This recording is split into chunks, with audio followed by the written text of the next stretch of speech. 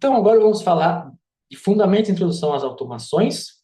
Nós vamos ver, basicamente, alguns conceitos de automação e integração de sistemas. Nós vamos falar de APIs, webhooks e JSON. E vamos finalizar como preparar um ambiente para construir esses agentes de IA, agentes científicos. Então, o que é uma automação? Quando nós falamos de automação, nós basicamente iremos falar de um evento específico que vai disparar uma ação pré-definida, sem que nós precisamos fazer nada manualmente. Tá? Então, a automação, em essência, ela é um fluxo que você tem um evento que ocorre, e esse evento dispara uma ação pré-definida, sem a intervenção humana. Então, não importa se nós estamos lidando com um laboratório, ou um fluxo administrativo, ou um processo de pesquisa. Se existir um evento, um gatilho, e isso leva a uma ação pré-definida, né? Leva a uma, uma ação automática, então isso nós consideramos como automação.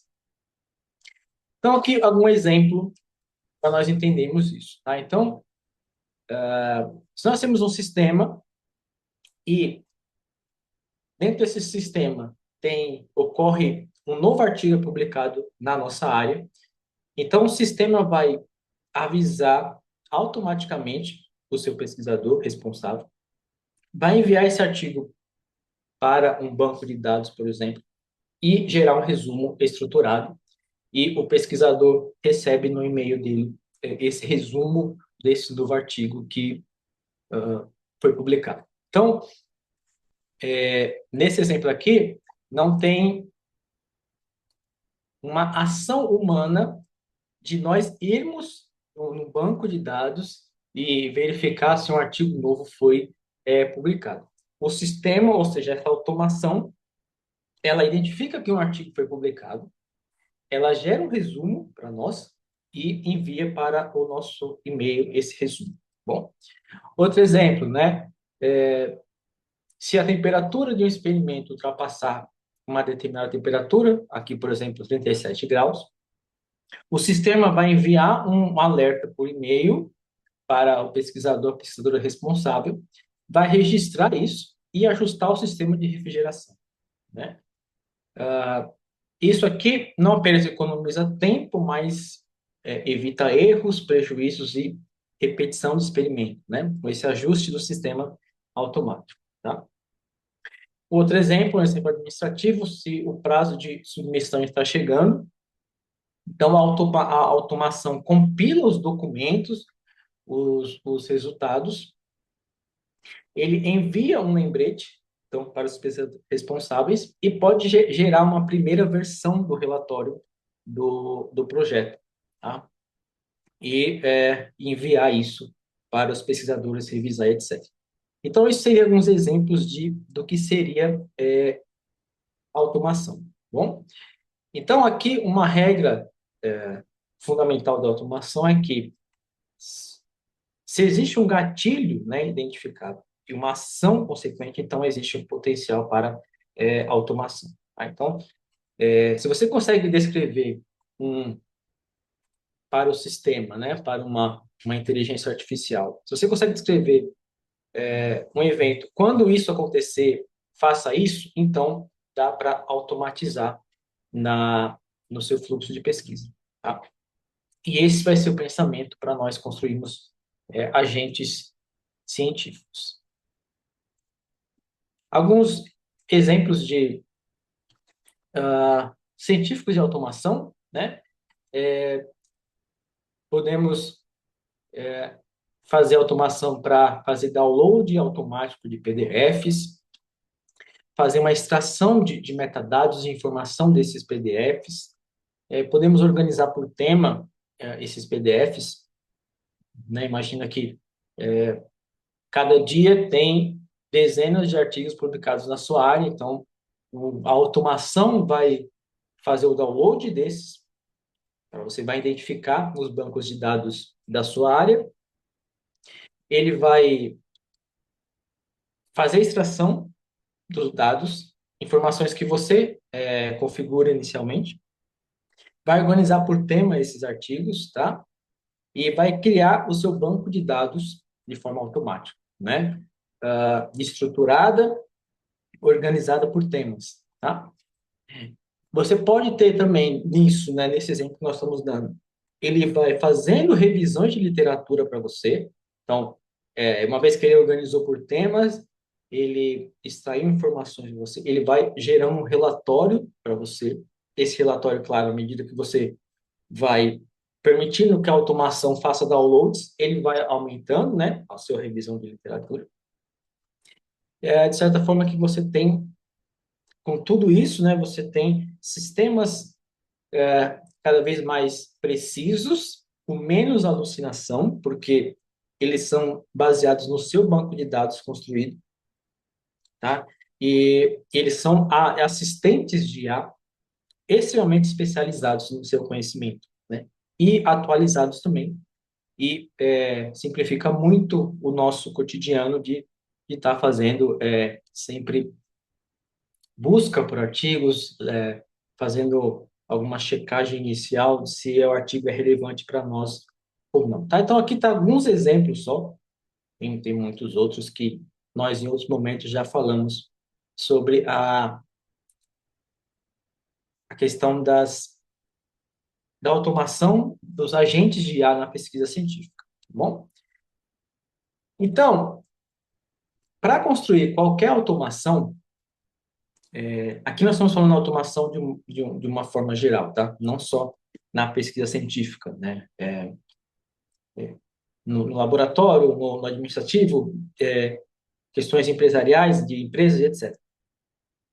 Nós temos basicamente três blocos fundamentais que vai ser, de certa forma, a espinha, né, dorsal de praticamente todas as automações que nós temos hoje. Nós temos o primeiro bloco, que é o disparo, ou é o trigger. O trigger é um evento que inicia a automação. Então, ele, se a gente pensar, né, ele pode pensar uma analogia com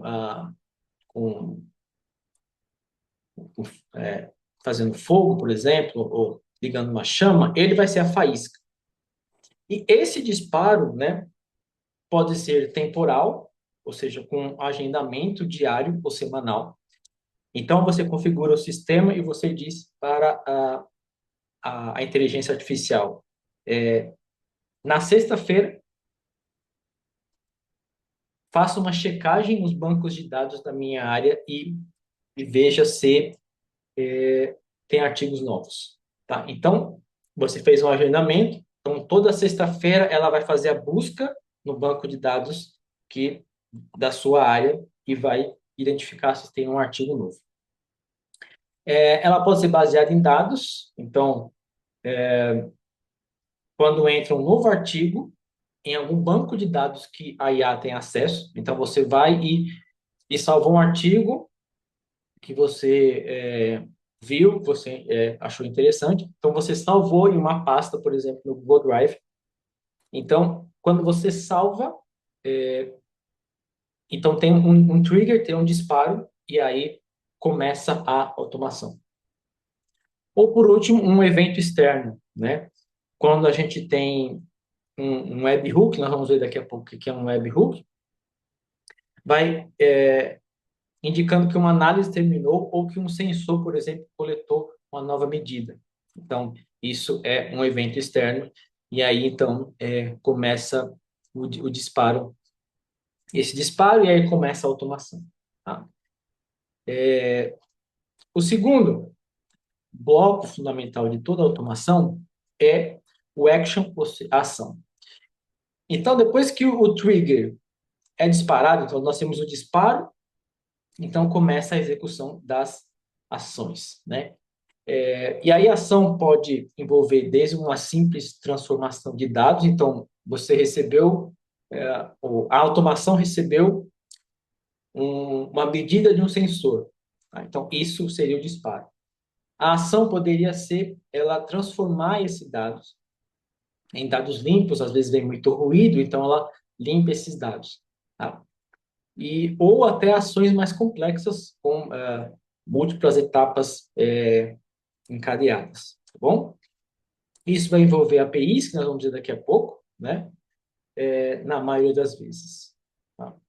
E aqui é, de fato, onde você tem a realização do trabalho da sua automação. Bom, e, por último, nós temos o output, ou resultado, aquilo que a automação entrega no final. Tá? Esse resultado pode ser um dado novo, salvo na sua base, um relatório estruturado, uma notificação enviada, um arquivo gerado e etc. Tá? Então,